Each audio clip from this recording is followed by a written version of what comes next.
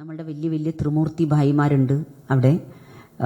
പിന്നെ നിർവൈർ ഭായിജി, അതുപോലെ ബ്രിജുമോഹൻ ഭായിജി ഒക്കെ അവരെല്ലാം തന്നെ നമ്മുടെ മധുബൻ്റെ മാനേജ്മെൻറ്റ് കമ്മിറ്റിയിലുള്ളവരാണ്. അവർക്കെല്ലാം തന്നെ നല്ല പ്രായമുണ്ട്, 80-ലും മേലെ വയസ്സുണ്ട്. പക്ഷേ അങ്ങനെ നോക്കുമ്പോൾ ഈ ഭായി, നമ്മുടെ ലളിത് ഭായിജി, പ്രായത്തിൽ കുറവാണ്. പക്ഷെ ആ ബ്രദറിന് ഏകദേശം മാനേജ്മെൻറ്റ് കമ്മിറ്റിയിലെ അംഗമാവുമെന്ന് പറഞ്ഞാൽ അവരോടൊപ്പം ഒരു സ്ഥാനം കിട്ടി. കാരണം മൊത്തം ബാബയുടെ യജ്ഞത്തിൻ്റെ കണക്ക് സൂക്ഷിക്കുന്ന ആളാണ്. കണക്കെന്ന് പറയുമ്പോൾ നമുക്കിവിടെ ഒരു സെൻറ്റർ അല്ല ഒരു സ്ഥലം വാങ്ങണമെങ്കിൽ ഈ ബ്രദർ വേണം പെർമിഷൻ തരാൻ. എനിക്ക് ആ ബ്രദർ വന്നിരിക്കുമ്പോൾ ഇത്രയും പറയാൻ പറ്റില്ല, അതുകൊണ്ടാണ് ഇപ്പോഴേ പറയുന്നത്. ഭായി വന്നിരിക്കുമ്പോൾ ഇത്രയും പറഞ്ഞ് സമയം കളയണ്ടല്ലോ, ഭായി വരെ ക്ലാസ് തുടങ്ങുക.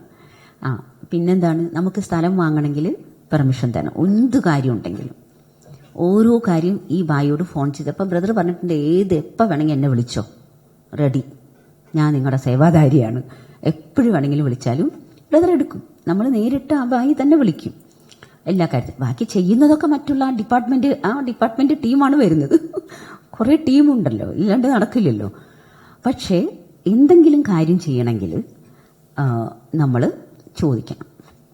ചെക്ക് കൊടുക്കണോ, ക്യാഷ് കൊടുക്കണോ, അത് ചെയ്യണോ, ഇത് ചെയ്യണം, എല്ലാ കാര്യവും നമ്മൾ ചോദിച്ചില്ലെങ്കിൽ ചിലപ്പോൾ നമ്മളിൽ നിന്ന് തെറ്റ് സംഭവിച്ചു പോയ ബാബയുടെ പൈസയല്ലേ, ബാബയുടെ കണക്കല്ലേ. അപ്പോൾ എപ്പോൾ വേണമെങ്കിലും ഈ ബ്രദറിനോട് ചോദിക്കാം. എപ്പോൾ വിളിച്ചാലും ബ്രദർ ബിസി അല്ല എങ്കിൽ ഫോൺ എടുക്കുക, അല്ലെങ്കിൽ ബ്രദർ തിരിച്ചു വിളിക്കും. അങ്ങനെ വളരെ ബുദ്ധിമാനാണ്. ഒരുപാട് ഐഡിയാസും ഒക്കെ. ഈ അഹമ്മദാബാദിൽ ഒരു ദിവ്യ നഗരി എന്ന് പറഞ്ഞിട്ട് ചേരി പ്രദേശത്തെ ആത്മാക്കളുടെ സേവനം.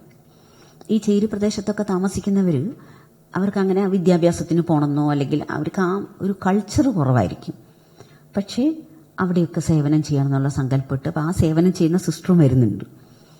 ഒരുപാട് വലിയ സേവനം ചെയ്യുന്നിട്ട് അവിടുത്തെ കുട്ടികളെയൊക്കെ ഇവർ ദത്തെടുത്ത് ആ കുട്ടികൾക്ക് എല്ലാം ചെയ്തു കൊടുത്ത് ആ കുട്ടികളെ പഠിപ്പിച്ച് ആ കുട്ടികൾക്ക് വസ്ത്രധാരണം പഠിപ്പിച്ച് അങ്ങനെ ആ ഒരു മെയിൻ സിസ്റ്റർ, ഒരു ബെഹൻജിയും വരുന്നുണ്ട്. അവരങ്ങനെയുള്ള സേവനം കൂടെ സെൻറ്ററും നടത്തുന്നുണ്ട്, അതിൻ്റെ കൂടെ ഈ സേവനം ചെയ്യുന്നുണ്ട്. അപ്പം അങ്ങനെ വലിയ വലിയ സേവാധാരികളാണ്. അതായത് ഓഡിറ്റിംഗ് എന്ന് പറഞ്ഞു കഴിഞ്ഞാൽ അവർക്ക് പിന്നെ ഉറക്കമൊന്നുമില്ല. 24 മണിക്കൂർ അവർ രാത്രി വരെ ഇരുന്ന് ഇതെല്ലാം തീർക്കണം എന്നുള്ളതുണ്ട്. ഇത്ര സമയത്തിനുള്ളിൽ മൊത്തം ഇന്ത്യയുടെ അല്ലേ, നമ്മൾ ഓരോരോ സോണായിട്ട് തിരിച്ചിട്ടുണ്ട്. അപ്പോൾ ഓരോ സോൺ വൈസും നമുക്കൊരു സമയം ഫിക്സ് ചെയ്തിട്ടുണ്ട്. ഇപ്പോഴാണെങ്കിൽ നമ്മളോട് പറഞ്ഞിരിക്കുന്നത് എല്ലാ മാസവും 5-ാം തീയതിക്ക് മുമ്പേ എല്ലാ മാസത്തെയും ഓരോ മാസത്തെയും അക്കൗണ്ട് കംപ്ലീറ്റ് ചെയ്യണമെന്നാണ് പറഞ്ഞിരിക്കുന്നത്. അപ്പോൾ അതൊക്കെ അവർ വേണം അവിടെ ഇരുന്ന് നോക്കാൻ. ഭായിയെ നിങ്ങൾക്ക് കാണാം അല്ലേ, आप इतना हाइट है। और भाई जी, मैं अभी तक आपका परिचय दे रहे थे, आप जैसा इतना लकी यज्ञ में आपको जल्दी स्थान मिल गया। मैंने इतना बड़ा कार्य आप कर रहे हो, तो आप बहुत महिमा योग्य हो और हम सब बहनों का दिल में है आप. എന്നുവെച്ചാൽ ഇത്രയും നമ്മൾ സിസ്റ്റേഴ്സിനെ വളരെയധികം സ്നേഹിക്കുന്ന ആളാണ്. എന്നുവെച്ചാൽ സിസ്റ്റേഴ്സിന് ഒന്നും അറിയില്ല എന്നറിയാം ഇതൊന്നും. അപ്പം എന്തുണ്ടെങ്കിലും ചോദിച്ചിട്ടേ ചെയ്യാവൂ, ഞാൻ റെഡിയാണ്, ഞാൻ എവർ റെഡി സേവാധാരിയാണെന്ന് പറയും. तो ऐसा आप बड़ा भाई को हम इस परिवार में स्वागत करते हैं. भाई साहब स्वागत.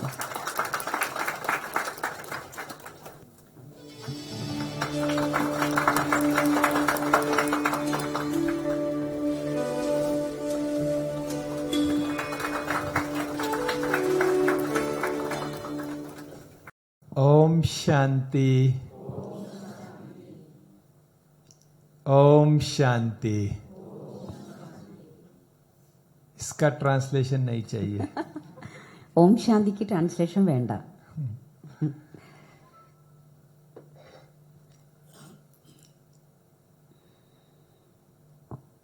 हम बाबा के बच्चे बहुत भाग्यशाली हैं.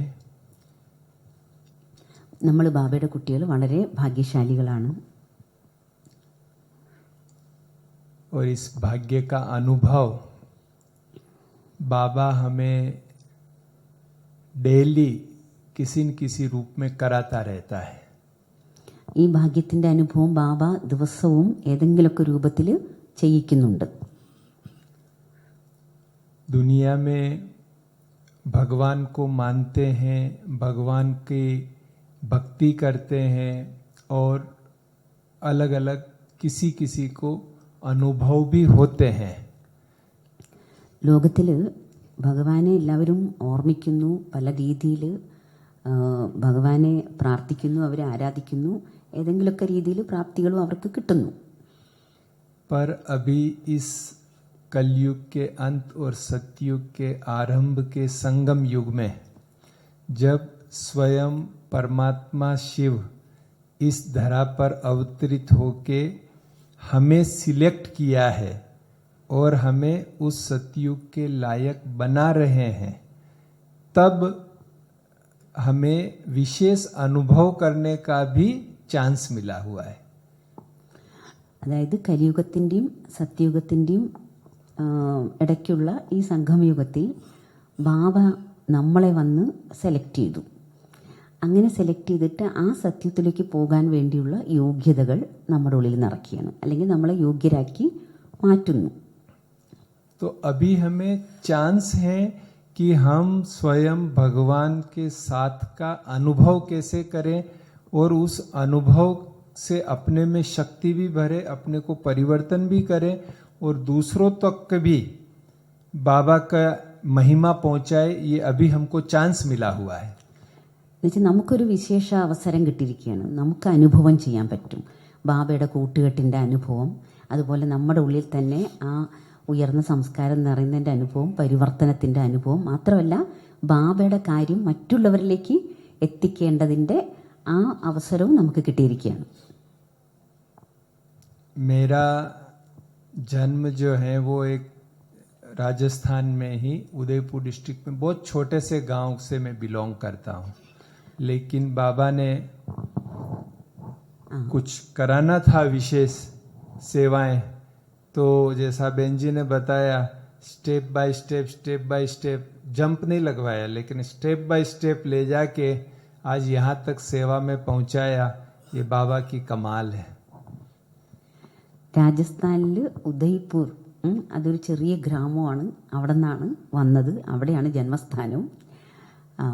പിന്നെ എന്താണെന്ന് വെച്ചാൽ സ്റ്റെപ്പ് ബൈ സ്റ്റെപ്പായിട്ട്, പെട്ടെന്ന് ഒരു കുതിച്ച ചാട്ടമല്ല, പക്ഷെ ഓരോ സ്റ്റെപ്പ് ബൈ സ്റ്റെപ്പായിട്ട് ബാബ ഇവിടം വരെ കൊണ്ടെത്തിച്ചു. ബാബയ്ക്ക് എന്തോ ഒരു നിയോഗം ഉണ്ടായിരുന്നു, സേവനം ചെയ്യിക്കണമായിരുന്നു. അപ്പം അങ്ങനെ ബാബ കൊണ്ടെത്തിച്ചതാണ്. जब हम कॉलेज फाइनल ईयर में पढ़ रहे थे उदयपुर, तो हमारे मैरिज के लिए, एंगेजमेंट्स के लिए प्रपोजल आया. तो हम सोचने लगे कि हमको शादी क्यों करनी चाहिए, किस लिए लोग शादी करते हैं, ऐसा थोड़ा सोचने लगे. जैसे लाइफ में कोई दूसरा फेज आ रहा है, ऐसा हमको महसूस हुआ. तो उसी समय फिर हम मूव होके अहमदाबाद चले गए सीए पढ़ने के लिए, क्योंकि हमारे फैमिली वाले भी चाहते थे हम अभी पढ़े.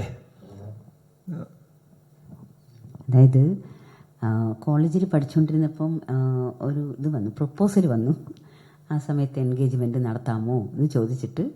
പക്ഷേ അപ്പം അദ്ദേഹം ചിന്തിച്ചു, നന്നായി ആ സമയത്ത് അത് ചിന്തിച്ചത്, എന്തിനാണ് വിവാഹം കഴിക്കേണ്ടത്, അത് കഴിച്ചിട്ട് എന്താണ് കാര്യം, അതിൻ്റെ ആവശ്യം എന്താണെന്ന്. അങ്ങനൊരു ഇത് വന്നില്ല. അപ്പോഴത്തേക്കും ഇദ്ദേഹം എന്ത് ചെയ്തു, പഠിക്കാം എന്ന് പറഞ്ഞിട്ട് CA പഠിക്കാൻ വേണ്ടി അഹമ്മദാബാദിൽ വന്നു. हम जब ये मन में विचार चल रहा था, तो हम सोचा था मैरिज इसलिए करते हैं कि लोग सदा खुश रह सके आपस में, इसलिए मैरिज करते हैं. तो हम ऑब्जर्व करते थे कि क्या सभी शादी किए हुए सदा खुश रहते हैं.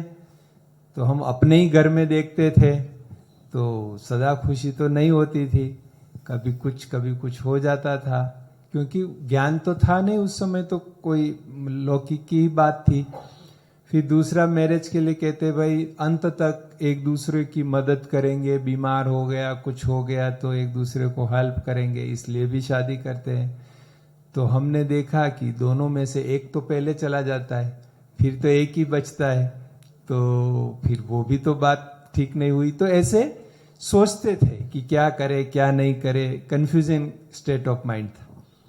എന്തിനാണ് വിവാഹം കഴിക്കുന്നത് എന്നുള്ളൊരു ചോദ്യം ഉണ്ടായിരുന്നല്ലോ. അപ്പോൾ ഇദ്ദേഹം എല്ലാവരുടെയും ജീവിതത്തെ നിരീക്ഷിക്കുമായിരുന്നു. അന്ന് ജ്ഞാനം ഇല്ലാത്ത സമയത്തെ കാര്യമാണ് പറയുന്നത്. അപ്പോൾ എന്നാലും എല്ലാവരും നിരീക്ഷിക്കരുത്. അപ്പോൾ 2 കാരണം പറയാണ് എന്തിനാണ് വിവാഹം കഴിക്കുന്നത്. അപ്പോൾ നല്ല സന്തോഷമായിട്ട് ജീവിക്കണം, എപ്പോഴും സന്തോഷമായിട്ട് ജീവിക്കണം, കുടുംബ ബന്ധങ്ങളൊക്കെ ആയിട്ട്. പക്ഷേ നിങ്ങൾക്കറിയാം ആ സത്യാവസ്ഥ, സന്തോഷമൊന്നുമില്ല. എൻ്റെ കുടുംബത്തിൽ തന്നെ ഞാൻ കാണുന്നതാണ്, ലൗകിക ഫാമിലി തന്നെ കാണുന്നതാണ്. പിന്നെ അടുത്ത പോയിന്റ് എന്താണെന്ന് വെച്ചാൽ എന്തിനാണ് വിവാഹം കഴിക്കുന്നത്, 2 പേരും ഒന്നിച്ച് പങ്കാളികളായിട്ട് അവസാനം വരെ നമുക്ക് സഹായിക്കാൻ. പക്ഷേ നമ്മൾ എന്താ കാണുന്നത്, ഫലം ഒരാൾ ആദ്യം പോവും എന്തായാലും, അപ്പം മറ്റേ ആൾ ഒറ്റയ്ക്കാവും, ആരോരും ഇല്ലാത്ത അവസ്ഥയാവും. അതല്ലേ കാണുന്നത്, അല്ലേ? फिर उसी समय हम जब सीए पढ़ रहे थे तो गांधी जी की लाइफ स्टोरी पढ़ी, द एक्सपेरिमेंट विथ ट्रूथ। तो उससे मन में बहुत एक परिवर्तन हुआ कि हम भी लाइफ में कुछ स्पेशल करें। हमको एक सिंपल लाइफ नहीं जीना है कि बड़े हुए, पढ़ाई किया, पैसा कमाया, बिजनेस किया, नौकरी किया, परिवार हुआ, बंगला हुआ, फिर मर गए, फिर 2 पीढ़ी बाद हमारे बच्चे ग्रैंडसन को भी याद नहीं दादाजी कौन थे। ऐसा लाइफ नहीं जीना है। ऐसा लाइफ जीना है कि जिसमें हमको भी प्राउड हो हमारी लाइफ पर और हमारे कंट्री को भी प्राउड हो। ऐसा लाइफ हमको जीना है, ये डिसाइड किया जब गांधी जी का ऑटोबायोग्राफी पढ़ा। तो ഗാന്ധിജിയുടെ ഒരു ആത്മകഥയുണ്ടല്ലോ, എൻ്റെ സത്യാന്വേഷണ പരീക്ഷകൾ എന്ന് പറഞ്ഞിട്ട്. അപ്പോൾ അത് വായിച്ചു, ഇതിനിടയ്ക്ക് അത് സംഭവിച്ചു. അത് വായിച്ചപ്പോഴത്തേക്കും ജീവിതത്തെ പറ്റിയുള്ള കാഴ്ചപ്പാട് പാടെ മാറി. അതിലിപ്പോൾ എന്താണെന്ന് വെച്ചാൽ അപ്പോൾ അദ്ദേഹത്തിന് മനസ്സിലായി കാര്യങ്ങൾ. അതായത് എന്തിനാണ് അങ്ങനൊരു ജീവിതം. യഥാർത്ഥത്തിൽ ഇപ്പോൾ നമ്മൾ കുറേ പണം സമ്പാദിച്ചു, വലിയ ബിൽഡിംഗ് കെട്ടി, ബംഗ്ലാവ് കെട്ടി, വലിയ വലിയ കാര്യങ്ങളൊക്കെ നേടി. പക്ഷേ അത് അടുത്ത തലമുറ ഓർമ്മിക്കും, അതിൻ്റെ അടുത്ത തലമുറയും ഓർമ്മിക്കും. പിന്നെ 3ാമത്തെ തലമുറ ഇങ്ങനൊരു അപ്പൂപ്പനും ഉണ്ടായിരുന്നു എന്ന് ആർക്കും ഓർമ്മ കാണില്ല. അപ്പോൾ ഇത്രയൊക്കെയുള്ളൂ ജീവിതം. എൻ്റെ ജീവിതത്തിൽ എനിക്ക് എന്തെങ്കിലും സ്പെഷ്യൽ ചെയ്യണം, എന്തെങ്കിലും സ്പെഷ്യൽ നേടിയെടുക്കണം എന്നൊരു ലക്ഷ്യം ആ ബുക്ക് വായിച്ചപ്പോൾ വന്നു. अब लाइफ में स्पेशल क्या करना है वो नहीं पता, स्पेशल करना है वो डिसाइड कर लिया कि लाइफ में स्पेशल करना है, लेकिन क्या करना है नहीं पता। तो उस समय हम गीता प्रेस गोरखपुर जो है वहाँ नॉर्थ इंडिया में, वहाँ बहुत अच्छी अच्छी रिलीजियस बुक्स प्रिंट होती है। तो वो टाइम बहुत था उस समय, तो हम बहुत बुक्स पढ़ते थे। तो पढ़ते पढ़ते विचार आया कि अगर भगवान का साक्षात्कार हो जाए तो ये लाइफ में बहुत स्पेशल है, क्योंकि ये सबको नहीं होता है। तो मन में डिसाइड कर लिया फिक्स कि मुझे कुछ भी हो जाए भगवान का साक्षात्कार करना है। और फिर मैंने गुरु किए और तपस्या शुरू की। सीए भी पढ़ रहा था और साथ साथ में गुरु करके वो तपस्या भी शुरू किया कि भगवान का साक्षात्कार हो। നമ്മുടെ ജീവിതത്തിൽ എന്തെങ്കിലും സ്പെഷ്യൽ വേണമെന്ന് ആഗ്രഹം ഉണ്ടായിരുന്നല്ലോ ബായിക്ക്. അപ്പോൾ എന്താ സ്പെഷ്യൽ ചെയ്യേണ്ടതെന്നൊന്നും അറിഞ്ഞുകൂടാ.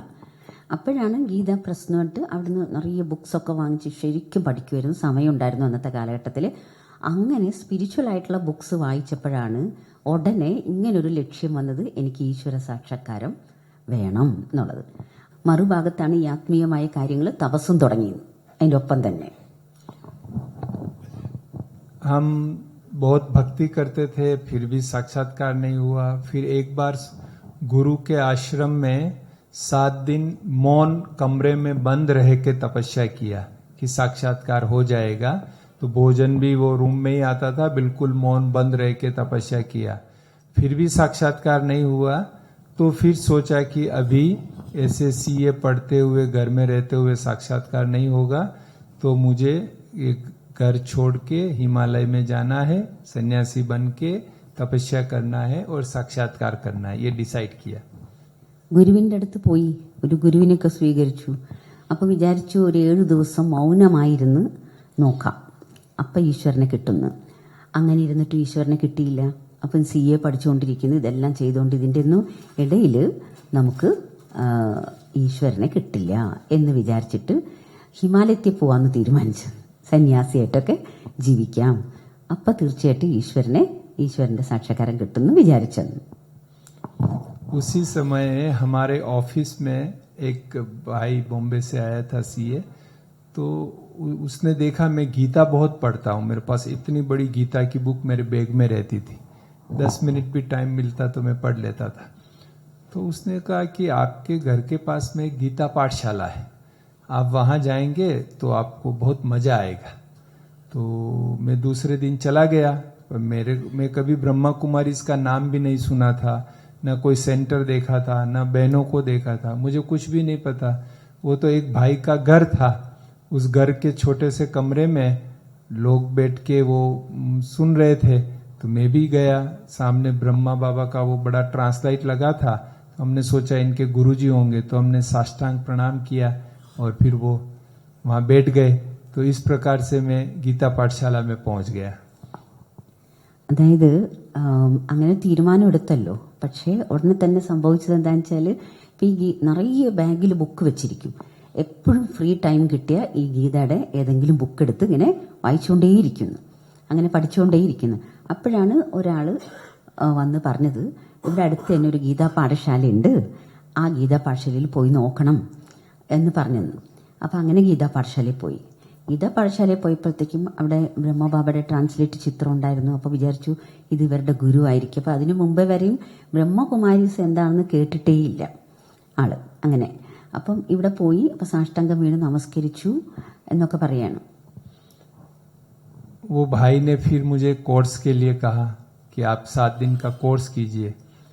तो हमने सोचा कि इनको शायद, मैंने कहा मैंने गीता बहुत बार पढ़ा है, मुझे गीता आता है, तो कोर्स करने के क्या जरूरत है, मुझे बस यहाँ गीता पढ़ने के लिए आना है। तो वो बोले आप आ तो सकते हो, लेकिन 7 डेज कोर्स करना पड़ेगा। मैंने सोचा शायद इनको विश्वास नहीं होगा, तो मैंने संस्कृत में गीता के 3-4 श्लोक सुनाए उसको कि मुझे आता है। तो उसने कहा कि नहीं, अच्छी बात है आपको आता है, लेकिन यहाँ नया कोर्स है, तो आपको 7 दिन का कोर्स करना पड़ेगा। हमने कहा ठीक है.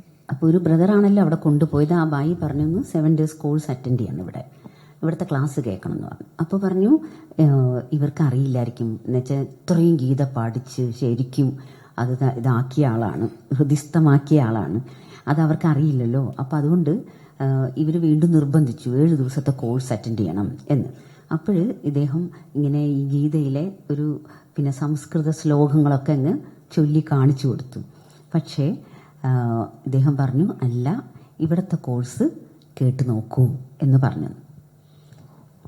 फिर उन्होंने वहां लक्ष्मी नारायण का एक बड़ा 5-6 फीट का बड़ा फोटो लगा हुआ था, बहुत सुंदर फोटो लगा हुआ था. तो भाई ने हमको कहा कि ये ईश्वरीय विश्वविद्यालय है और ये डिग्री देते हैं, लक्ष्मी नारायण की डिग्री देते हैं. तो वो भाई खुद भी मैरिड था, वो मुझे पता था, वो और उसकी युगल वहां रहते थे, और वो लक्ष्मी नारायण भी मैरिड था. तो फिर मैंने उनको पूछा कि क्या मैं यहाँ कोर्स करूंगा या यहाँ आता हूँ तो क्या शादी करना कंपलसरी है? तो वो कंफ्यूज हो गया कि क्या जवाब देवे. तो उसने कहा नहीं, जैसी आपकी इच्छा हो. मैंने कहा नहीं, आप मुझे पूरा बताओ कि क्या यहाँ कंपलसरी, मैं आता हूँ तो कंपलसरी है क्या शादी करना? तो वो बोले कि नहीं, वो ही वाज ए डॉक्टर, वो डॉक्टर था. कहा नहीं, देखो ये तो आपका पर्सनल मामला है, आपको करना है तो करो, नहीं करना है तो नहीं करो, हम तो केवल भगवान का ज्ञान सुनाते हैं. इसलिए मैंने ये प्रश्न इसलिए पूछा क्योंकि मैं सन्यासी बनने जा रहा था, तो गुरु के आश्रम में ही प्रतिज्ञा किया था. वहां बताते हैं ना कि भगवान का साक्षात्कार करना है तो ब्रह्मचर्य व्रत का पालन करना जरूरी है, अच्छा रहता है उसमें. तो हमने व्रत लिया था कि मैं आजीवन ब्रह्मचर्य व्रत का पालन करूंगा. और दूसरा जो है, अभी लौकिक शादी करने के बाद तो ब्रह्मचर्य व्रत का पालन नहीं कर सकते, इसलिए दूसरा प्रतिज्ञा किया कि इस जीवन में शादी नहीं करूंगा. तो मैंने दोनों प्रतिज्ञा की हुई थी और यहाँ ये लक्ष्मी नारायण बना रहे थे. അതായത് അവിടെ ഈ ബായി ഒരു ചിത്രത്തിന്റെ അടുത്ത് കൊണ്ടുപോയി. അപ്പൊ അവിടെ അതിമനോഹരമായിട്ടുള്ള ലക്ഷ്മി നാരായണന്റെ 6 അടി നീളമുള്ള ചിത്രം ഉണ്ടായിരുന്നു. അപ്പൊ ഈ ചിത്രത്തിൽ കാണിച്ചിട്ട് പറഞ്ഞു, ഇവിടെ നമ്മൾ ഈ ലക്ഷ്മി നാരായണന്റെ ഡിഗ്രിയാണ് കൊടുക്കുന്നത് ഇവിടുത്തെ ഈ വിദ്യാലയത്തിലെ പഠിത്തത്തിലൂടെ എന്ന് പറഞ്ഞപ്പോൾ പിന്നെ അവിടെ താമസിച്ച് ഈ ഗീതാ പാഠശാല നടത്തുന്നതും ഒരു ജോഡികളായിരുന്നു, യുഗളായിരുന്നു. അവർ രണ്ടുപേരും കൂടിയാണ് നടത്തിക്കൊണ്ടിരുന്നത്. അപ്പോൾ ഇദ്ദേഹം അങ്ങോട്ട് ചോദിച്ചു, ഇവിടെ ഞാൻ ക്ലാസ് കേൾക്കാൻ വരണോ? അപ്പം ഇദ്ദേഹം അതിന് മുമ്പേ തന്നെ ഞാൻ ഹിമാലയത്തിൽ പോകാമെന്നും സന്യാസിയാവാന്നൊക്കെ ഒരു ദൃഢപ്രതിജ്ഞ എടുത്തിരിക്കുകയാണ്. അപ്പോൾ ഇവിടെ ഞാൻ വന്ന് ക്ലാസ് കേട്ടാൽ എനിക്ക് കല്യാണം കഴിക്കേണ്ടി വരുമോ, കല്യാണം കഴിക്കുന്നത് കമ്പൽസറി ആണോ എന്ന് അങ്ങോട്ട് ചോദിക്കുക. അപ്പം അവരാകെ ആശയക്കുഴപ്പത്തിൽ. ആദ്യമായിട്ട് ഒരാൾ നമ്മുടെ അടുത്ത് ഇങ്ങനെ ചോദ്യം ചോദിച്ചാൽ നമ്മൾ എന്തായാലും അതിന് ഉത്തരം പറയില്ല, എന്താണ് ഏതാണെന്ന് അറിയാതെ ഉത്തരം പറയില്ല. അപ്പം അദ്ദേഹം വീണ്ടും പറഞ്ഞു, എന്താണെന്ന് വെച്ചാൽ ഞാനിങ്ങനെ വ്രതം എടുത്തിട്ടുണ്ട് എൻ്റെ ഗുരുവിൻ്റെ അടുത്ത്. കാരണം എന്താ വെച്ചാൽ ഇദ്ദേഹം വിചാരിച്ചിരിക്കുന്നത് ആജീവനാന്തം ബ്രഹ്മചര്യം പാലിച്ചാലേ ഈശ്വരനെ കിട്ടും. അതൊന്ന്. പിന്നെ വിവാഹം കഴിക്കില്ല എന്നും പ്രതിജ്ഞ എടുത്തു ഗുരുവിൻ്റെ അടുത്ത്. അപ്പം ഈ 2 പ്രതിജ്ഞ ഗുരുവിൻ്റെ അടുത്ത് പോയി ചെയ്തു. ഇനിയിപ്പോൾ ഇവിടെ വന്നിട്ട് ഇതുപോലെ ഇനിയിപ്പം വീണ്ടും ഇതേപോലെ ആകണോ? കാരണം ലക്ഷ്മി നാരായണന്റെ ചിത്രമല്ലേ വെച്ചിരിക്കുന്നേ. അപ്പം ഇതുപോലെ ആവണം എന്നാണോ പറയുന്നത്? അപ്പം അത് പറഞ്ഞ അല്ല, ഇത് നിങ്ങളുടെ ചോയ്സാണ്, ഇതെല്ലാം നിങ്ങളുടെ വ്യക്തിപരമായ തീരുമാനമാണ്, നിങ്ങൾക്ക് വേണമെങ്കിൽ ആകാം അല്ലെങ്കിൽ വേണ്ട. फिर हमने कोर्स शुरू किया तो पहले आत्मा का परिचय दिया, फिर दूसरे दिन परमात्मा का परिचय. मैंने बहुत शास्त्र पढ़े थे और ये जो बता रहे थे ये कुछ अलग बता रहे थे, तो मन में बहुत कंफ्यूजन हो गया कि अभी ये सही बता रहे हैं, मैंने पढ़ा वो सही है. पर एनीवे हमने कहा चलो सुनते जाते हैं कि क्या कहते हैं ये.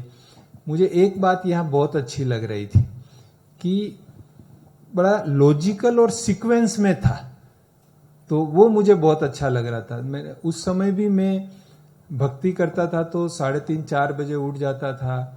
गुरु की माला 21 माला मंत्र जपना, तो वो सब मेरा चालू था. हमने कहा चलो इनकी बात सुन लेते हैं, अपनी भक्ति तो चालू ही है. लेकिन 5वें दिन जब सीढ़ी का लेसन स्टेप्स का है ना 84 बर्थ का, वो जब किया तो ज्ञान बिल्कुल क्लियर हो गया कि हाँ ये परमात्मा का ज्ञान है, विशेष ज्ञान है और यही अभी मेरे जीवन का लक्ष्य है. तो बाबा को भले ऐसे साक्षात्कार नहीं हुआ, लेकिन साक्षात बाबा मुझे मिल गया, उसका बहुत अच्छा अनुभव हो गया. और उस दिन मेरी भक्ति ऐसे छूट गई जैसे इस जन्म में मैंने भक्ति किया ही नहीं हो, बस मैं और बाबा यही फिक्स हो गया. പിന്നെ അവിടെ കോഴ്സ് അറ്റൻഡ് ചെയ്യാമെന്ന് തീരുമാനിച്ചിട്ട് കോഴ്സ് തുടങ്ങി. അപ്പോൾ ആദ്യത്തെ ദിവസം തൊട്ട് തന്നെ ഒരു വളരെ വ്യത്യസ്തമായ ജ്ഞാനം, ആത്മജ്ഞാനം പരമാത്മജ്ഞാനമൊക്കെ കേൾപ്പിക്കുന്നുവെങ്കിലും വളരെ വ്യത്യസ്തമായ ജ്ഞാനമായിട്ട് തോന്നി. അപ്പോൾ ഇതുവരെ അതിങ്ങനെ 3 ദിവസം 4 ദിവസം കേട്ടപ്പോഴത്തേക്കും വളരെ വ്യത്യസ്തമായി. ഇതുവരെ ഞാൻ കേട്ടത് വേറെ, ഇവിടെ കേൾക്കുന്നത് വേറെ. ഇതെല്ലാവർക്കും ഉള്ള അനുഭവമാണല്ലോ. അപ്പോൾ എന്ത് ചെയ്യണം ഞാൻ, ഏതാ വിശ്വസിക്കേണ്ടേ? ആകെ കൂടി ഒരു ആശയക്കുഴപ്പം വന്നു, ഏതാ വിശ്വസിക്കേണ്ടതെന്ന്. അങ്ങനെ 5ാമത്തെ ദിവസം ഏണിപ്പടിയുടെ ചിത്രമാണ് എടുത്തത്. പക്ഷേ ഏണിപ്പടിയുടെ ചിത്രത്തിലൂടെ യഥാർത്ഥത്തിൽ ബാബ അവിടെ വളരെ വലിയൊരു ഇത് കൊടുത്തതാണ്. ആ ചിത്രത്തിൽ അത് കേട്ടപ്പോഴത്തേക്കും ആൾക്ക് മനസ്സിലായി ഇത് തന്നെയാണ് സത്യമായ ജ്ഞാനം, ഇത് തന്നെയാണ് എനിക്ക് ഈശ്വര സാക്ഷാത്കാരം കിട്ടണം എന്നാണ് ആഗ്രഹിച്ചത്. പക്ഷേ ഈശ്വരൻ നേരിട്ട് എനിക്ക് ഈ ജ്ഞാനം തന്നു, മനസ്സിലാക്കി. അതോടുകൂടി ഞാൻ വളരെ വലിയൊരു തീരുമാനമെടുത്തു. അതോടുകൂടി പെട്ടെന്ന് തന്നെ ഭക്തിയെല്ലാം എൻ്റെ തീർന്നു, പൂർണ്ണമായിട്ടും കാര്യങ്ങൾ മനസ്സിലാക്കി. 7 दिन का कोर्स पूरा हुआ. 8वें दिन उन्होंने मुझे क्लास के बाद सामने बुलाया, अपना परिचय दीजिए. तो चूंकि ज्ञान एकदम क्लियर हो गया था तो हमने कहा कि ये शरीर का नाम ललित है. 8वें दिन ही पूरा जैसे शरीर का नाम ललित है और अभी ये स्टडी कर रहे हैं और आगे ये करना है. तो उन्होंने पूछा कि आपके जीवन का लक्ष्य क्या है. 8वें दिन 8th डे उन्होंने, वो डॉक्टर थे, कहा आपके जीवन का लक्ष्य क्या है. तो मैंने बहुत विश्वास के साथ, वही विश्वास आज भी कायम है और वही विश्वास मुझे जैसे आगे बढ़ा रहा है. तो बहन जी जो कहते हैं ना कि आगे चले गए, अब जवाबदारी, ये विश्वास जो ये उस समय बना हुआ था वो विश्वास काम कर रहा है. तो हमने कहा कि हम सतयुग में पहले जन्म में श्री कृष्ण के साथ जो उसका बेस्ट फ्रेंड है ना, जो सदा साथ में रहता है श्री कृष्ण का, वो पार्ट हम प्ले करेंगे. वो हमने डिसाइड किया. ऐसा नहीं लक्ष्मी बनना, नारायण बनना, वो नहीं, लेकिन श्री कृष्ण वाला पार्ट जो है वो हम प्ले करेंगे और वही मन में अभी तक भी विश्वास है और उसी से हम चल रहे हैं. 7 ദിവസത്തെ കോഴ്സ് കഴിഞ്ഞിട്ട് 8ാം ദിവസം എല്ലാവരുടെ അടുത്തും അനുഭവം പറയാൻ പറയും. അപ്പോൾ ആ അനുഭവം പറയുന്ന കൂട്ടത്തിൽ ആള് കാര്യങ്ങൾ 7 ദിവസത്തെ കോഴ്സ് കേട്ടതിൻ്റെ അനുഭവമൊക്കെ പറഞ്ഞുകൊണ്ടിരുന്നപ്പോഴത്തേക്കും ഇദ്ദേഹം പറഞ്ഞു, അതായത് നിങ്ങളുടെ ലക്ഷ്യം എന്താണ് എന്ന് ചോദിക്കുകയായിരുന്നു. അപ്പം പറഞ്ഞു, ഞാൻ സത്യയുഗത്തിൽ ശ്രീകൃഷ്ണൻ്റെ കൂട്ടുകാരനായിട്ട് കൃഷ്ണൻ്റെ കൂടെ തന്നെ ജന്മമെടുക്കും, കൃഷ്ണൻ്റെ ബെസ്റ്റ് ഫ്രണ്ടായിട്ട് ഉറ്റ കൂട്ടുകാരനായിട്ട് തന്നെ ജന്മമെടുക്കും, ഇതാണ് എൻ്റെ ലക്ഷ്യം. അന്ന് മുതൽ ഇന്ന് വരെ ഇത് തന്നെയാണ്, ഈ ലക്ഷ്യത്തെ ഞാൻ മുറുകെ പിടിച്ചിരിക്കുകയാണ്, നിലനിർത്തിയിരിക്കുകയാണ്. उसके बाद हम हमारे परिवार वालों को, फिर मैं रोज क्लास में जाने लगा, तो लौकिक परिवार वालों को पता चला कि ये तो कोई ब्रह्मा कुमारी में जाता है. तो उन्होंने इधर उधर से इंक्वायरी किया, तो उनको नेगेटिव फीडबैक मिला. तो वो मैरिज के लिए और प्रेशर करने लगे कि अभी आपको करना ही पड़ेगा.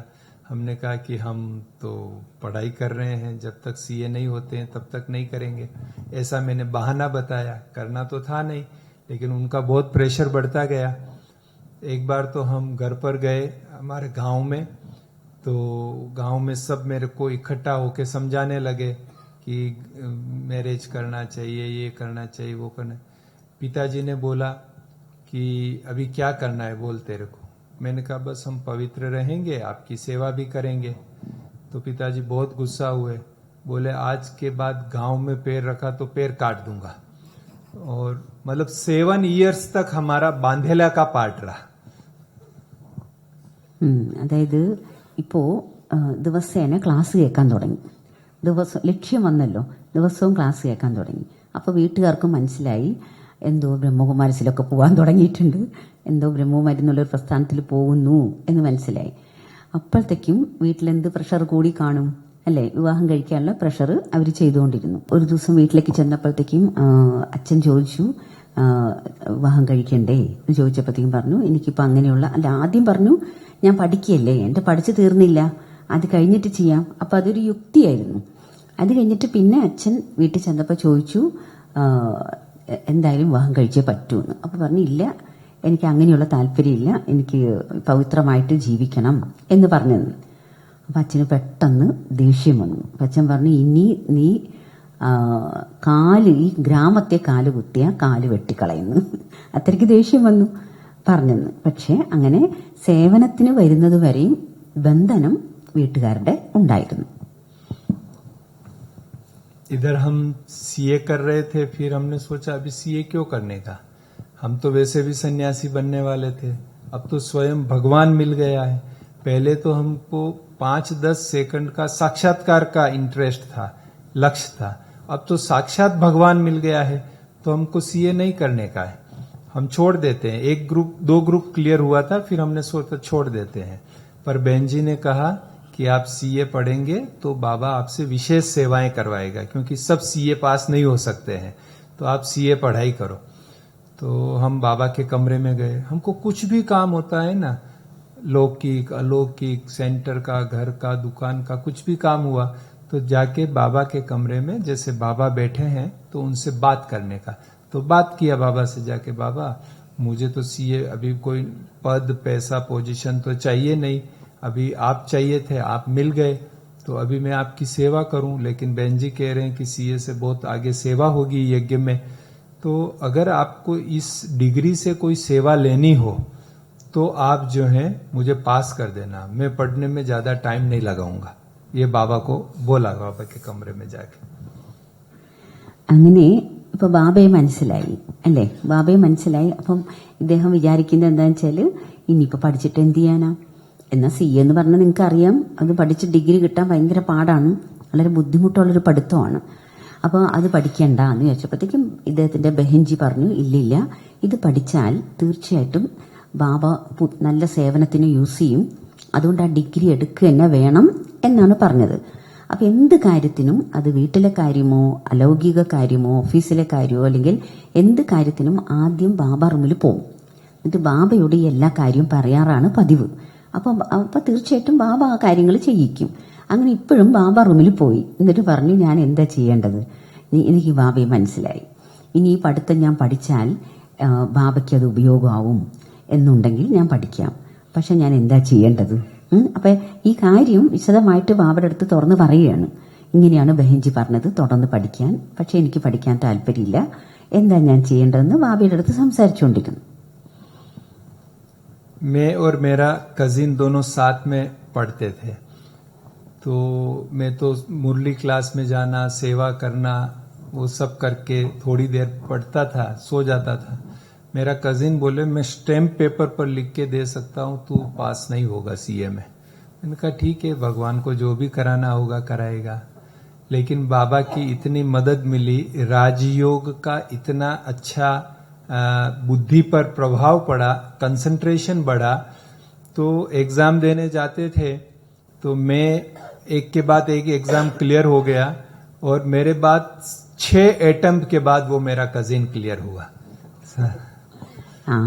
അത് ബാബയുടെ അടുത്ത് ഇങ്ങനെ പറഞ്ഞു, ബാബ എനിക്ക് അധികം പഠിക്കാനൊന്നും വയ്യ, അഥവാ ഞാൻ പഠിക്കണമെന്നുണ്ടെങ്കിൽ ബാബ എന്നെ പാസ്സാക്കിക്കണം, എങ്കിൽ ഓക്കെ എന്ന് പറഞ്ഞിട്ടാണ് പിന്നെ കണ്ടിന്യൂ ചെയ്യുന്നത്. അപ്പൊ അദ്ദേഹത്തിന്റെ കസിൻ ബ്രദറും കൂടെ ഒന്നിച്ചാണ് പഠിച്ചുകൊണ്ടിരുന്നത്. അപ്പൊ കസിൻ ബ്രദർ ഇപ്പൊ ഇദ്ദേഹം അങ്ങനെ ശ്രമിക്കുന്നില്ലല്ലോ, പരിശ്രമിക്കാതെ കാണുമ്പോൾ വിചാരിക്കും ഇങ്ങനെ ഈസി ആയിട്ടൊന്നും CA കിട്ടുമൊന്നുമില്ല എന്നൊക്കെ. പക്ഷെ ഇദ്ദേഹത്തിന്റെ പറയാണ്, എന്തു ബാബയുടെ അത്ഭുതമാണോ അതോ രാജയോഗത്തിന്റെ പ്രാക്ടീസ് കാരണമാണോ, ആ രാജയോഗത്തിന്റെ പ്രഭാവം ഭായിയുടെ ബുദ്ധിയിൽ ബാധിച്ചതുകൊണ്ടാണോ 1 by 1 ആയിട്ട് എല്ലാ പരീക്ഷയും നന്നായിട്ട് പാസ്സായി. പക്ഷേ 6 പ്രാവശ്യമൊക്കെ പരിശ്രമിച്ചിട്ട് ഒക്കെയാണ് അദ്ദേഹത്തിന്റെ കൂടെയുള്ള കസിൻ ബ്രദറിന് അത് കിട്ടുന്നത് എന്ന് പറയാണ്. लौकिक नाम इशिता बहन है और पिछले 35 इयर्स से राजयोग का अभ्यास करते हैं. 34 इयर्स से समर्पित रूप से सेवाएं दे रहे हैं. अहमदाबाद में नवरंगपुरा सेंटर है, वहाँ निमित्त बन करके 28 इयर्स से सेवाएं दे रहे हैं. പേര് ഇഷിത ബഹൻ. 35 വർഷമായിട്ട് ബാബയുടെ സേവനത്തിലുണ്ട്, ജ്ഞാനത്തിലുണ്ട്. അഹമ്മദാബാദിൽ നവരംഗ്പുര എന്നുള്ള സ്ഥലത്ത് സേവനം ചെയ്യാണ്, ആ സെന്ററിലാണ് സേവനം ചെയ്യുന്നത്. अभी जो यज्ञ का खुशराजी भवन बना है, तो यज्ञ ने उसकी भी जिम्मेवारी दी है. ओल्ड एज सिटीजन होम है, तो वहाँ भी 1 वर्ष से सेवाएं दे रही हूँ. ഇപ്പോൾ കുശിരാജി ഭവൻ എന്ന് പറഞ്ഞിട്ട് ഒരു യജ്ഞത്തിന്റെ തന്നെ ഒരു സേവനമുണ്ട്, അതും കൂടെ ഉണ്ട്. അത് ഓൾഡ് ഏജ് ഹോമാണ്, അതിന്റെ ഉത്തരവാദിത്വം ഉണ്ട് ഈ ബഹൻജിക്ക്. जो 60+ है, 60 to 75 माना सिर्फ 75 एज के जो होते हैं ओल्ड एज में, तो वो रजिस्ट्रेशन एज वो 60 to 75 होती है. और बहुत पुराने जो बाबा के बच्चे हैं, जिनके बेटे बेटियां समर्पित हैं, तो ऐसी आत्माएं वहाँ रहती है. അതായത് ബാബയുടെ കുട്ടികൾ തന്നെ വളരെ സീനിയർ ആകുമ്പോഴത്തേക്ക് അവർക്ക് പ്രായമാവുമല്ലോ. അപ്പോൾ ഏജ് ലിമിറ്റ് എന്താ വെച്ചാൽ 60 വയസ്സ് തൊട്ട് 75 വയസ്സ് വരെ, അങ്ങനെയുള്ളവരൊക്കെ അവിടെ താമസിപ്പിക്കും. അങ്ങനെ അതായത് രജിസ്ട്രേഷൻ ചെയ്തിട്ട് അവിടെ താമസിക്കുകയാണ്, അങ്ങനെ അവരുടെ സേവനം നടക്കുകയാണ് അവിടെ.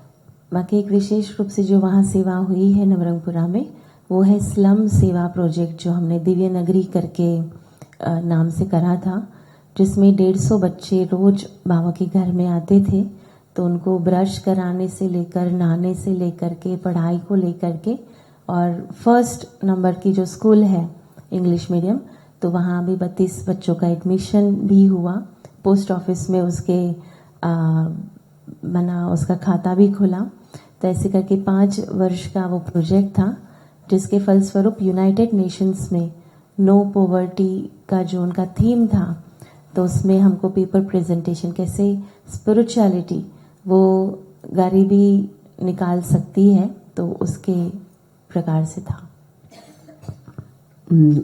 നവരംഗ്പുര എന്നുള്ള സ്ഥലത്ത് ഉള്ള, ഞാൻ നേരത്തെ പറഞ്ഞു, അത് ദിവ്യനഗരി എന്നുള്ള ഈ ചേരി പ്രദേശം, സ്ലം ഏരിയയിൽ അവിടെയുള്ള കുട്ടികളെയൊക്കെ ഒന്ന് ദത്തെടുത്തിട്ട് അവർക്ക് വേണ്ടിയിട്ട് അവരെ റെഡിയാക്കി. അപ്പോൾ അവരെയൊക്കെ ബ്രഷ് ചെയ്യാൻ അറിയില്ലായിരുന്നു, നഖം വെട്ടാൻ അറിയില്ലായിരുന്നു, മുടി കെട്ടാൻ അറിയില്ലായിരുന്നു. അതൊക്കെ സിസ്റ്റേഴ്സ് തന്നെ പഠിപ്പിച്ച് ആ സേവനം ചെയ്ത് അങ്ങനെ അവർക്ക് ഇംഗ്ലീഷ് മീഡിയം സ്കൂളിൽ അവരെ ചേർത്ത് 32 കുട്ടികളുണ്ടായിരുന്നു. 5 വർഷത്തെ പ്രോജക്റ്റ് ആയിരുന്നു. പിന്നെ അവരുടെ ഓരോരുത്തരുടെ അക്കൗണ്ട് പോസ്റ്റ് ഓഫീസിൽ തുടങ്ങി.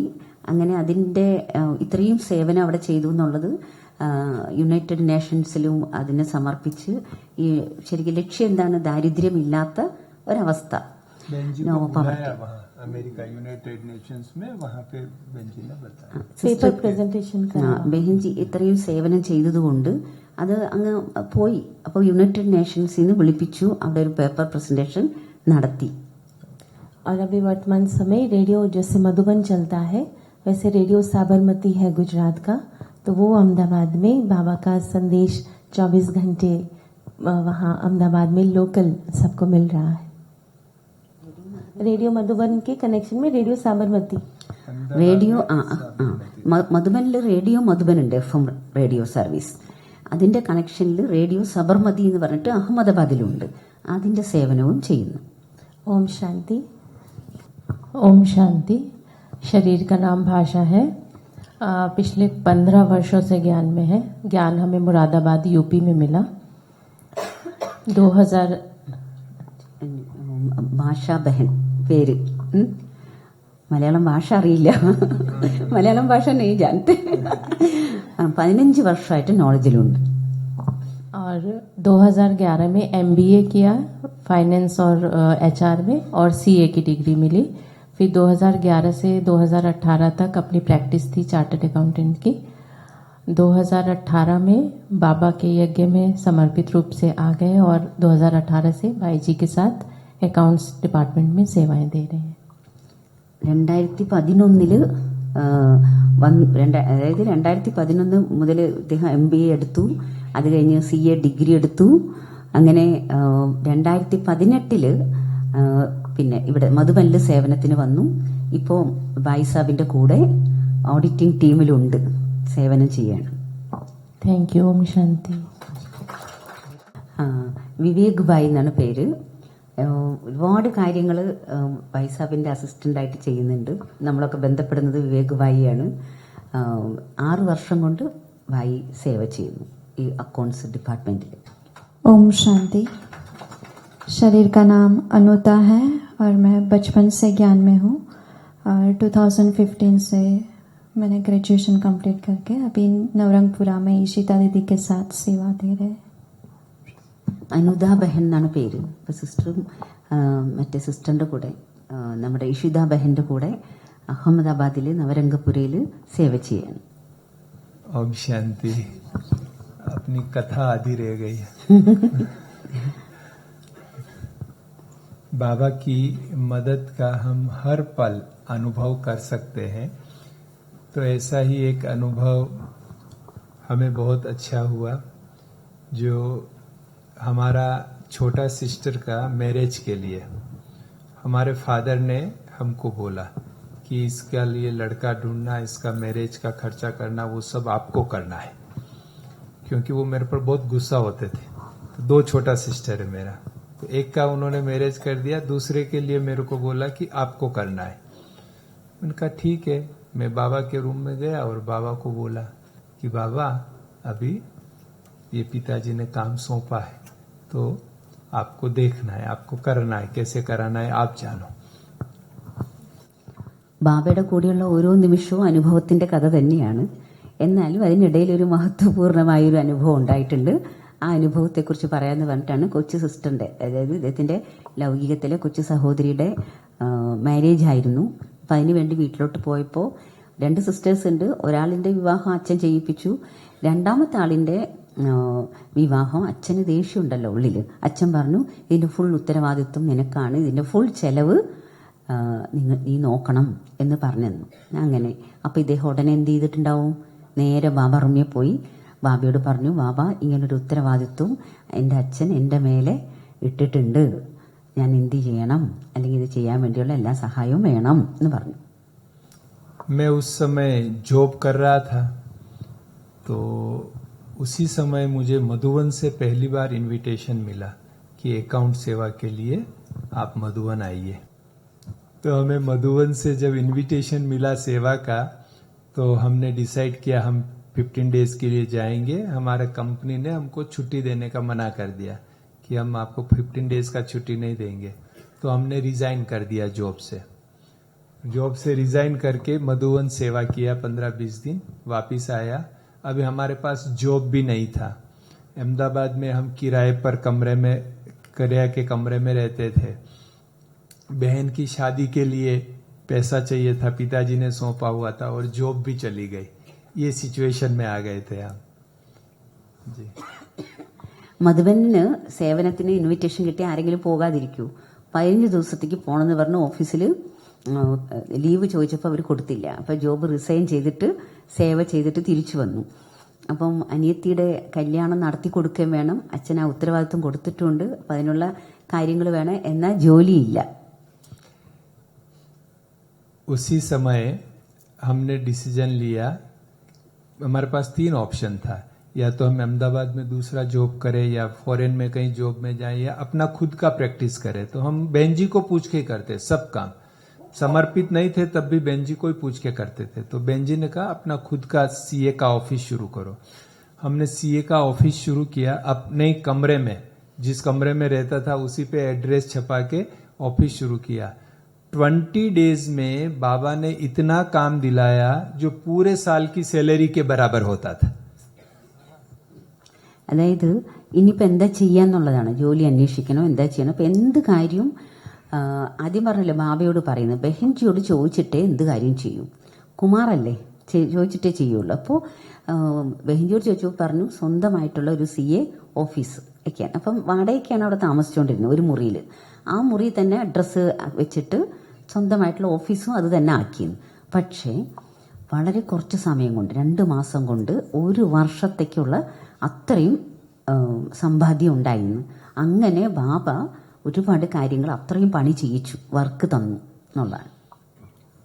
एक अहमदाबाद का सीनियर चार्टर्ड अकाउंटेंट हमारे पास आया और कहा कि आप हमारे पार्टनर बन जाइए, हम आपको इतना % ऑफर देते हैं। हमने बेन जी को पूछा, बेन जी ने कहा ठीक है पार्टनर बन जाइए। हम उसमें पार्टनर बने। जिस महीना हम पार्टनर बने वहां एक नया इनकम शुरू हुआ, और वो नया इनकम में मेरे को मेरा शेयर भी बहुत अच्छा मिलता था। तो 8-9 महीने में बहन जी मतलब मेरी बहन की शादी के लिए जितना पैसा चाहिए सब इकट्ठा हो गया। मैं 5 साल तक जॉब करता तो उतना पैसा इकट्ठा नहीं होता, तो बाबा ने जॉब छुड़वाया और वो सारा पैसा इकट्ठा करा दिया 8-9 महीने में। അതായത് അവിടെ തന്നെ അഹമ്മദാബാദിൽ തന്നെയുള്ള ഒരു കമ്പനിയിലത്തെ CA അവർ പറഞ്ഞു പാർട്ട്ണറായിട്ട് വരുമോ എന്ന് ചോദിച്ചു, അതിന്റെ പാർട്ട്ണറായിട്ട്. പക്ഷെ അപ്പോൾ അതും ബെഹൻജിയോട് ചോദിച്ചു ഞാൻ പോണോ വേണ്ട. അപ്പോൾ ബെഹൻജി പറഞ്ഞു പൊക്കോളാൻ ചെയ്യാൻ പറഞ്ഞു. അങ്ങനെ പാർട്ട്ണറായിട്ട് ചെയ്യുമ്പോഴത്തേക്കും അദ്ദേഹത്തിന് എന്താ സംഭവിച്ചെന്ന് വെച്ചാൽ ആ സമയത്ത് ഒരു പുതിയ ഇൻകം വന്നു. ഇദ്ദേഹത്തിന് ഒരുപാട് അതിന്റെ ഷെയർ കിട്ടി. 5-6 മാസത്തിനുള്ളിൽ ആ സഹോദരിയെ വിവാഹം കഴിപ്പിക്കാനുള്ള പൈസ കയ്യിൽ വന്നു.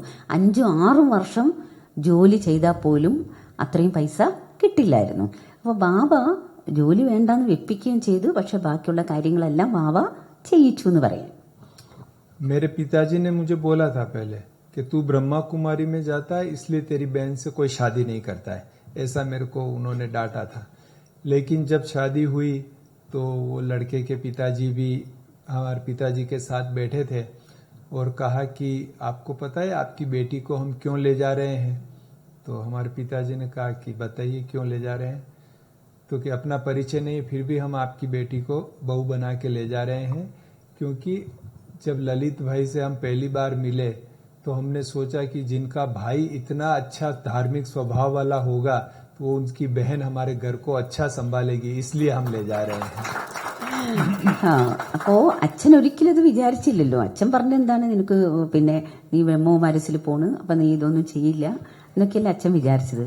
അപ്പൊ അങ്ങനെ ഈ അച്ഛൻ അതായത് ഈ മകളെ കൊണ്ടുപോകാൻ ഉള്ള വീട്ടില് അദ്ദേഹം ഈ അച്ഛനോട് ഇദ്ദേഹത്തിന്റെ ലളിതഭായിയുടെ അച്ഛനോട് പറഞ്ഞെന്ന്, എന്തുകൊണ്ടാണ് നിങ്ങളുടെ മകളെ ഞാൻ മരുമകളാക്കി കൊണ്ടുപോകുന്നതെന്ന് അറിയാമോ എന്ന് ചോദിച്ചു.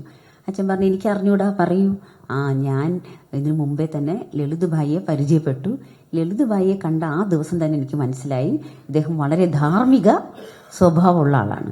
അപ്പൊ ഈ സഹോദരൻ ധാർമ്മിക സ്വഭാവമുള്ള ആളാണെങ്കിൽ ഈ സഹോദരിയും എന്ത് ധാർമ്മിക സ്വഭാവമായിരിക്കും. അപ്പൊ അതുകൊണ്ട് നല്ലൊരു കുട്ടിയാണ് എനിക്ക് കിട്ടുന്നതെന്ന് ഉറപ്പിച്ചു. मैं जिस कमरे में किराए पर रहता था वो बाबा के बच्चे का ही था। नीचे वो लोग रहते थे, ऊपर में रहता था। तो उन्होंने कहा कि हमारे वो बेटी का, हमारी बहन का, ग्रैंडसन का कॉलेज में एडमिशन हो गया है, तो वो 15 डेज बाद इधर आने वाला है, तो आपको रूम खाली करना पड़ेगा, तो आप कुछ देख लेना। मैं बाबा के कमरे में गया, बाबा को बोला बाबा कमरा खाली करना है, आप देख लेना। मैं कुछ नहीं करता, मैं बाबा को सौंप देता हूँ। मैं चार्टर्ड अकाउंटेंट हूँ ना, तो बाबा के साथ एक एग्रीमेंट साइन किया है। बाबा जो कहेगा वो मेरे को करना है, मेरा काम बाबा को करना है। ये एग्रीमेंट बाबा के साथ साइन किया। അതായത് താമസിച്ചുകൊണ്ടിരുന്നത് വാടകയ്ക്കാന്ന് പറഞ്ഞില്ല. അപ്പൊ എന്റെ മുകളില് ഓണർ ഉണ്ടായിരുന്നു. അപ്പൊ അവര് പറഞ്ഞു എന്റെ ചെറുമോൻ ഇവിടെ താമസിക്കാൻ വരുന്നു, അതുകൊണ്ട് ആ റൂം കാലിയാക്കി തരണമെന്ന്. അപ്പൊ ഇനി എന്ത് ചെയ്യും? അപ്പൊ ഞാൻ ബാബ റൂമിൽ പോയി എന്താ ചെയ്യേണ്ടതെന്ന് ചോദിച്ചു. അപ്പൊ ബാബയും ഞാനും തമ്മിൽ ഒരു എഗ്രിമെന്റിൽ ഒപ്പുവെച്ചിരിക്കുകയാണ്. എന്താണ് എഗ്രിമെന്റ്? ബാബ പറയുന്ന എല്ലാ കാര്യവും ഞാൻ ചെയ്യണം, എന്റെ കാര്യം ബാബയും ചെയ്തു തരണം. അങ്ങനെ. तो 14 डेज हो गया, मैं कोई रूम देखने नहीं गया, कुछ नहीं हुआ। जब 14th डे में मुरली क्लास करके नीचे उतर रहा था, तो बहन जी ने हमको पूछा कि ललित भाई आपको कमरा चेंज करना है? मैंने कहा हाँ। कब करना है? कहा आज ही करना है। कि कहीं देखा है? मैंने कहा नहीं देखा है। तो वो हंसने लगे कि आज कमरा चेंज करना है, मकान चेंज करना है, देखा भी नहीं है और चिंता भी नहीं है। तो फिर वो अंदर गए, अंदर से एक किचन लेके आए जिसमें 8-10 चाबियां थी, लाके मेरे हाथ पे रखा, बोले ये पूरा 3 मंजिला 8-10 कमरों का मकान है, पूरा खाली पड़ा है, आप इसको संभालिए। और वो मेरे को दिया पूरा मकान। അതായത് 15 ദിവസമാണ് किसी भाई का मकान था, खाली पड़ा था। ഈ ഓണർ പറഞ്ഞത് 2 ആഴ്ച സമയമാണ്. അപ്പോൾ 14ാമത്തെ ദിവസമായി, 2 ആഴ്ചയായി. ആ ദിവസവും ബാബയുടെ അടുത്ത് പോയി മുരളി ക്ലാസ് കേട്ടു. ബാബ റൂമിൽ പോയി തിരിച്ചു വരുമ്പം സിസ്റ്റർ ചോദിച്ചു, ബഹൻജി ചോദിച്ചു, എത്ര ദിവസമുണ്ട് ഇനി അവിടെ? അത് ഇന്ന് കാലിയാക്കണം. അപ്പം ഇന്ന് കാലിയാക്കണം. എന്നിട്ട് ഒരു ചിന്തയില്ല, ഒരു പേടിയില്ല, ഒരു വിഷമം ഇല്ലാണ്ട് നടക്കുകയാണെന്ന് പറയാണ് ബഹൻജി. എന്നിട്ട് ബഹൻജി പറഞ്ഞു ഇനി എന്ത് ചെയ്യും? ബഹൻജി അകത്ത് പോയി കീച്ചെയിൻ കുറച്ച് ചാവി എടുത്തിട്ട് വന്നു. ഇതൊരു ബിൽഡിംഗ് ആണ്, കാലിയായിട്ട് കിടക്കുകയാണ്, ഇത് നോക്കാൻ പറഞ്ഞു. അങ്ങനെ കൊടുത്തു. അതൊരു ബ്രദറിന്റെ ഒഴിഞ്ഞു കിടന്ന ബിൽഡിംഗ് ആയിരുന്നു. അപ്പൊ അവിടെ എന്താ സംഭവിച്ചത്? അത്ഭുതം. मुझे कितना चाहिए था? एक कमरा चाहिए था। बाबा ने 8-10 कमरों का पूरा बंगला जो है वो दे दिया। लेकिन कब दिया? लास्ट दिन दिया। तब तक हमारे निश्चय की परीक्षा कि हमको बाबा पर कितना विश्वास है, वो परीक्षा लिया। हम भी बाबा को जो कराना सो कराएगा, हम भी फ्री बैठे थे, बाबा को कराना ही पड़ा लास्ट में सब। അതായത് ആവശ്യം ഉണ്ടായിരുന്നത് ഒരു മുറി മാത്രമാണ്. പക്ഷെ ബാബ കൊടുത്തതോ 8 മുറിയുള്ള ഒരു ബംഗ്ലാവ് അല്ലേ? പക്ഷെ അത് എപ്പോഴാണ് കൊടുത്തത്? അവസാന ദിവസമാണ് കൊടുത്തത്. എന്നുവെച്ചാൽ അവസാന ദിവസം വരെ പല പരീക്ഷണങ്ങൾ വരും. അതിലെല്ലാം ഞാൻ നിശ്ചയത്തോടു കൂടി അതിനെ നേരിട്ടോന്നും കൂടെ അറിയണ്ടേ. പക്ഷെ എല്ലാ കാര്യവും കറക്റ്റായിട്ട് നടക്കുന്നു എന്നുള്ളത്. अभी वैसे टाइम हो गया है, तो जो मैरिज का पेपर चल रहा था, परिवार वाले बहुत विरोध कर रहे थे, तो हमने एक एक्सक्यूज बनाया, क्योंकि हमारा बहुत परिवार जो है ना वो ऑर्थोडॉक्स टाइप का फैमिली। तो हमने कहा कि जब ऐसी कोई लड़की मिलेगी जो पवित्र जीवन जिएगी तो ही हम शादी करेंगे। ऐसा मैंने एक्सक्यूज बनाया उनके सामने। അതായത് ഭായിയുടെ ഫാമിലി ഭയങ്കര യാഥാസ്ഥിതികരായിരുന്നു. എന്നുവെച്ചാൽ അവരുടെ കാര്യത്തിൽ ഉറച്ചങ്ങ് നിൽക്കും.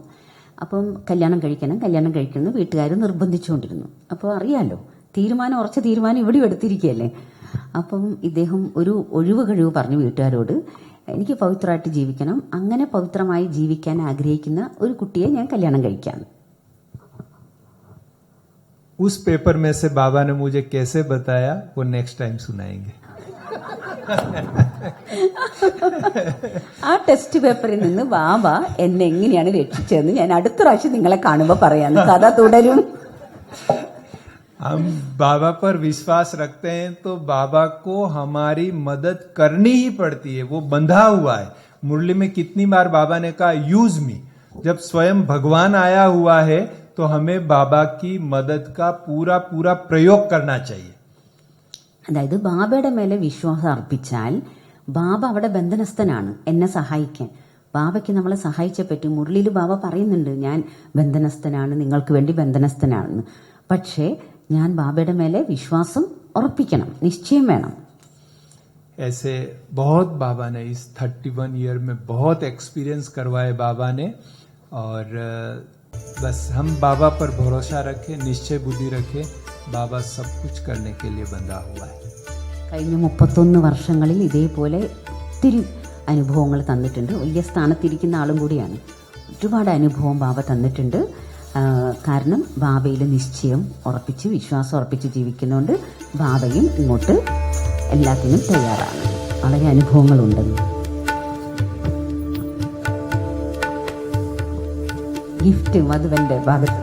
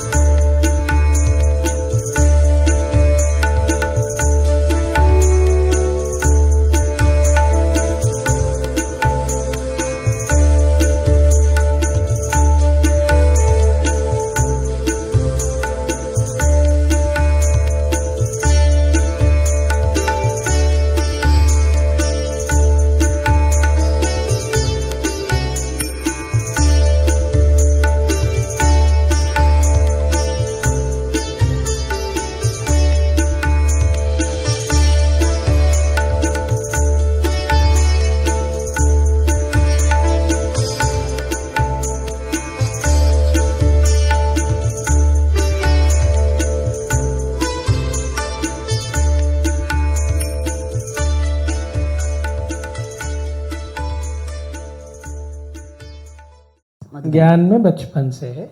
കുട്ടിക്കാലം മുതലേ ജ്ഞാനത്തിലുണ്ട്. പിന്നെ മധുബനിൽ വന്നിട്ട് 11 വർഷം.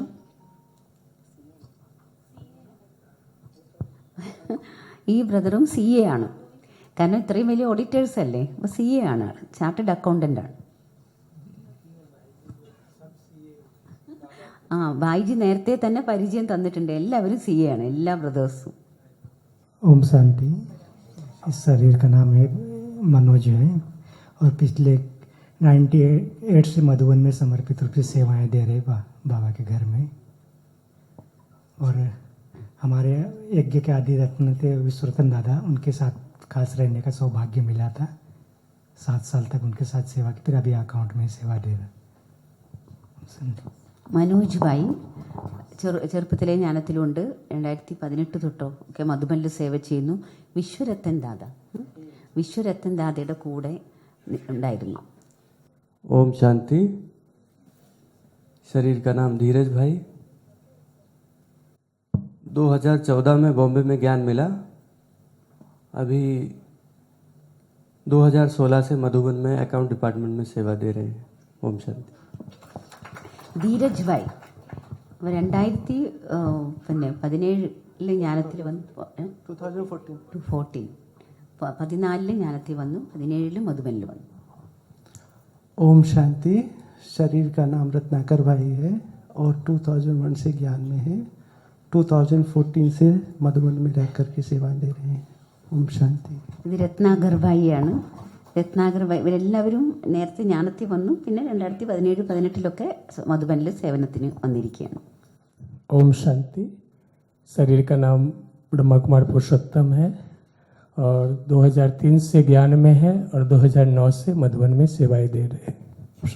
ഇത് പുരുഷോത്തം ഭായി ആണ്. 2003 മുതൽ ജ്ഞാനത്തിലുണ്ട്, 2009 മുതൽ സേവം മധുബനിൽ. ओम शांति. शरीर का नाम शिवानंद है. 98 से ज्ञान में हूँ और 11 साल से मधुबन में समर्पित रूप में सेवा कर रहा हूँ। ओम शांति। ഇത് ശിവാനന്ദം ഭായിയാണ്. 2009 തൊട്ട് 98 തൊട്ട് ജ്ഞാനത്തിലുണ്ട്, 2011 തൊട്ട് സേവനത്തിൽ.